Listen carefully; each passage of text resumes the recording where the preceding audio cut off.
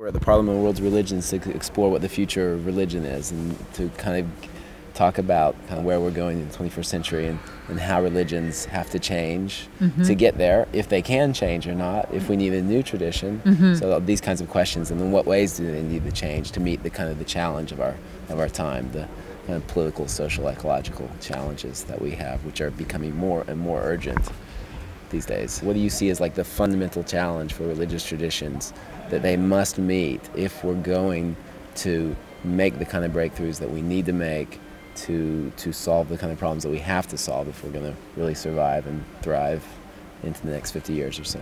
The key challenge is that of the environment, the sense of what we're doing to ecosystems, this destruction of life, the species extinction, and so on, that is so enormous, so almost unthinkable, and that if religions don't speak to this sense that life is sacred in all of its forms, and that we have emerged out of a vast and mysterious process, then religions are going to lose their own relevance, because for the most part and for a long, long time, they have been guides in orienting us to the great rhythms of nature, the seasonal cycles, and the winds and the air and the water, and our orientation right here to the Mediterranean, this pulsation of life and its connection in the fish and all the systems right there. So I think that these sensibilities, which are very ancient, of course, in the religions and resonate deeply in ourselves, are one of the main things that religions need to speak to revive and reconstruct their ideas for this huge ecological crisis that we're facing. Right. I know that your work has been inspired by Teilhard de Chardin and his influence on he came up from that Christian perspective and really trying to reinvent Christianity to embrace the evolutionary process. In a way, and I think he said something to the effect that traditions who don't recognize this kind of deep time perspective, that we live in this developmental process, are not going to be relevant. They're going to lose their relevance for the 21st century. So do you see that? Do you agree? Well, first of all, maybe do you agree that's true, that they're going to have to begin to embrace that to yes, and be relevant? I think that is true.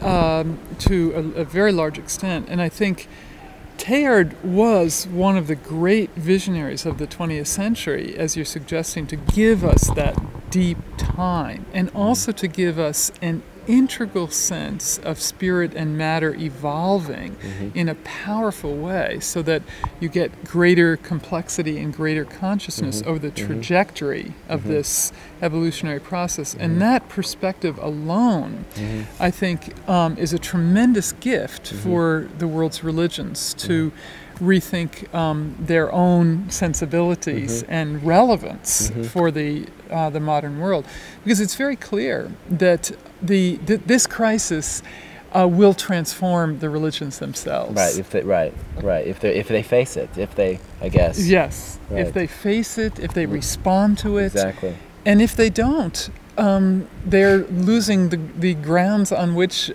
they have stood for centuries, that we stand in awe of life. There's a burning bush metaphor here, if you will. The earth is burning, and it's on fire, and what will happen is going to be in the hands of all of us who sense this in a very tactile, sensual way. This is sensuality at its essence. The heart of matter is something alive and burning and passionate. Right, absolutely. I often understand the religious traditions. I mean, that worldview that come from that non-developmental worldview, that cyclical worldview that they were formed in that crucible of that time, was and from often traditions have most religious traditions have very they are formed with the idea of the transcendence of what's beyond this world, not so intrinsic. They were not intrinsically created to deal with the conditions of this world in a way. That's not where their focus was originally set out to embrace. So in the same way, now I know each tradition has many different elements, so I'm acknowledging that. But do you feel that we have to get away from that that transcendent kind of beyond this world attitude that's so fundamental too often to religious traditions? I think that's a very large part of it, namely that we need to identify, this is the way I would put it, we need to retrieve that which is going to be helpful in this crisis. We need to critically re-examine the sources, scriptures, rituals, symbol systems, practices, and then we need to reconstruct, if you will, reimagine these traditions in this new context. So, for example, to say that our whole orientation is simply to another world is an element of some of these traditions that needs to be rethought.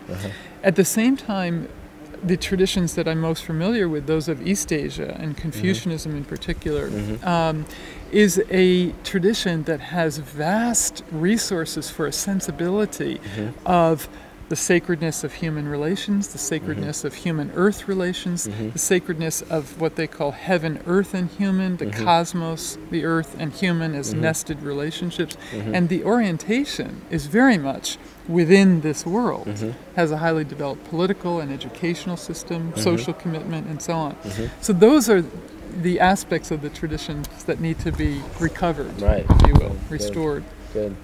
Well, maybe I can ask you how because if I look at the traditions, I see very exciting elements emerging. You know, I see these strains of thought, you know, kind of emerging here and there, and it's definitely, there's a sense that it's growing, that people are becoming more aware. They want to respond either ecologically, or they want to develop these new, you know, people are embracing evolution as a context for their spiritual lives. You see all these, you know, there's an activism growing even in traditions where there hasn't been an activism, like Buddhism. You see all these different things happening, and they're all maybe different expressions of a similar kind of awareness that something needs to really move forward. But at the same time, given the urgency, of the real urgency that you look at of the life conditions now, and given that so many of the you know, the vast, probably majority of these religions are not embracing those kinds of innovative elements.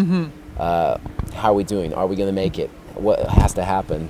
Are you optimistic? Do you feel like what has to happen to really to get us over the? Great question, an important question.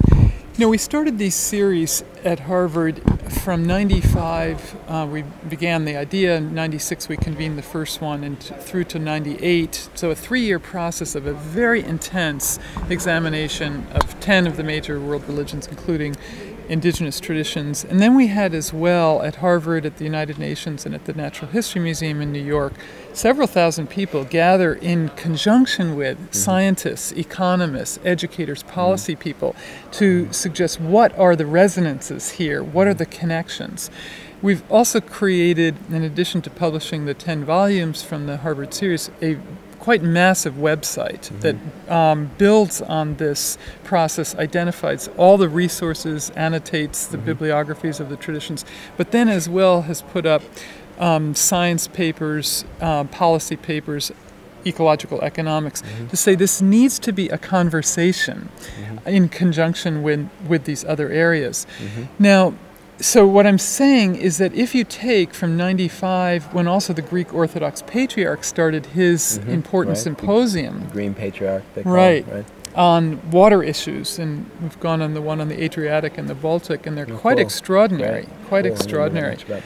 But so if you take this period, which is not yet 10 years, it's actually, I think, a rather short period, but a tremendous compression of activism, as well as re-theorizing, if you will, reconceptualizing. And the idea is to put together this deep thinking of the Harvard Project with identifying, we've already identified about 100 grassroots projects around the world, as you suggest, you know, Buddhist tree ordination and cleanup of some of the sacred rivers in India and so on. Very interesting projects, tree planting projects in South Africa, which are very ecumenical, Shona peoples, African peoples with Christian churches and so on. So what I'm suggesting is the potential is enormous The energy has been beyond anything we would have imagined. And as a person coming out of the 60s and civil rights movements and anti-Vietnam War, I can really say that in my lifetime, I've never seen anything that has tapped into such positive energy.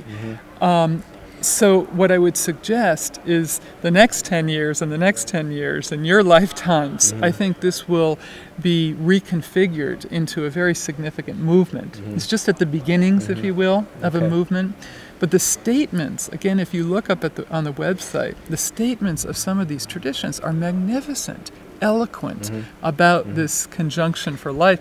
And even one of the most interesting ones is the Greek Orthodox Patriarch, the Green Patriarch, with the Pope. When we landed in Venice in the Adriatic trip 2 years ago, they had a joint statement released on the importance of this issue. It was a historic meeting of these two traditions. So it is calling forward some amazing possibilities, but the question is how to realize it. So these are, I think, very hopeful signs. Wouldn't have imagined, you know, even 5 years ago, 10 years ago. Good. Do you think that we need a new tradition, or that a new tradition will be forming out of this time? I think this eco-spiritual sensibility is moving, I think, on a whole nother level. And that, whether we can say it will be a new religion or not, I don't know exactly. But I think there's a trans-religious consciousness, you know, that is very much present and is certainly picking up, I feel, the energies of the next generation and wants to emerge in some way. Do you feel, in a sense, we could call that, because if you look at the religious traditions or the Enlightenment, those are kind of fundamental movements in history. Do you see that on the same level as a movement that's emerging out of this time? I do, actually. I think I think we need to see it in that historical level. I think it's, you know, we have all of these discussions of beyond modernity and post-modernity and post-deconstruction. You know, we have deconstructed in the late 20th century to the maximum level. You can't go any farther. Everything. And while that has been exhausting, it's been necessary. Now we have to construct. Exactly. Yeah, and you know, out of World War II and this massive destruction of Western civilization and existentialism and angst and lack of purpose, and you roll the ball up the hill and so it's meaningful, says Camus, and you know, the myth of Sisyphus. That's not enough. It's not enough. And so I think, without doubt, this deconstructive moment in all of its ramifications, including music and the arts and so on, you know, in every way, that new reconfiguration, I think, will be historic, and that's what the 21st century is beginning to catch glimpses of, and identify. And I think the arts and music will help us shape this as it becomes constructive. You know.